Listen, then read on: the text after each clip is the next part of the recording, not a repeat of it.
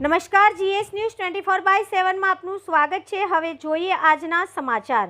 સાણંદ તાલુકાના નાની દેવતી ગામે હર ઘર તિરંગા યાત્રાનો કાર્યક્રમ યોજાયો।